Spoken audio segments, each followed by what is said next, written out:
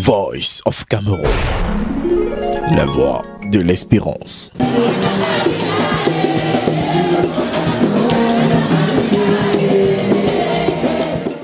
C'est à travers une messe d'action de grâce que les fidèles du sanctuaire Marie-Béatrice d'Etoudi ont tenu une fois encore à rendre grâce au Seigneur pour ses bienfaits. Ceci après la réussite du grand dialogue national convoqué par le chef de l'État, son Excellence Paul Biya. Dialogue pour lequel l'abbé Jean-Augustin Otto Ntolo avait prié avec les siens. Nous sommes heureux avec le dénouement, avec les événements de ces derniers temps.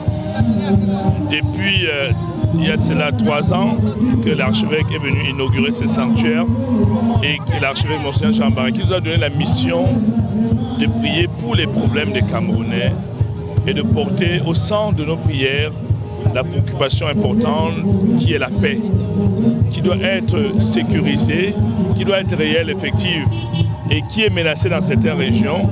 Et nous avons fait sien cette intention de prière. Et avec foi, nous sommes heureux. Nous disons merci à Dieu Tout-Puissant avec la fin et la clôture du dialogue national.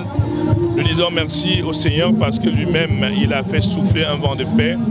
La participation de tous les Camerounais, de tous les grands leaders politiques et traditionnels qui ont pris part aux assises montre que Dieu a touché les cœurs. Cette messe d'action de grâce est un témoignage réel des fidèles du sanctuaire Marie-Béatrice d'Etoudi, car leurs prières adressées au Seigneur ont tous été exaucées. Conscient que seul Dieu peut apporter la paix et la cohésion nationale au Cameroun, l'abbé Jean-Augustin Otto Ntolo a une fois encore confié le Cameroun et ses fils à Dieu.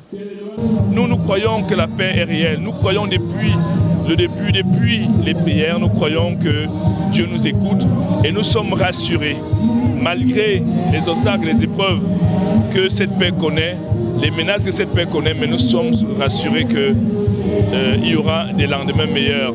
Il y aura un Cameroun réconcilié, un Cameroun uni, il y aura un Cameroun fort, prospère, qui va accepter de travailler et regarder la même direction. C'est pour ce Cameroun-là que nous prions chaque vendredi. Et c'est pour tous les Camerounais et Camerounaises que nous prenons notre temps chaque vendredi sans nous essouffler. Avec le concours et le soutien du Père archevêque Monseigneur Jean Barra, nous sommes rassurés que le sanctuaire Marie-Béatrice d'Etoudi est la maison de tous les Camerounais. Parce qu'ici, nous prions pour tous les Camerounais et Camerounaises. N'oublions personne. Ceux qui souffrent, c'est la diaspora. Ceux qui connaissent les injustices, ceux qui souffrent. Et même nous avons prié ce soir pour les victimes de cette crise. La crise du nord-ouest et du sud-ouest a fait des victimes.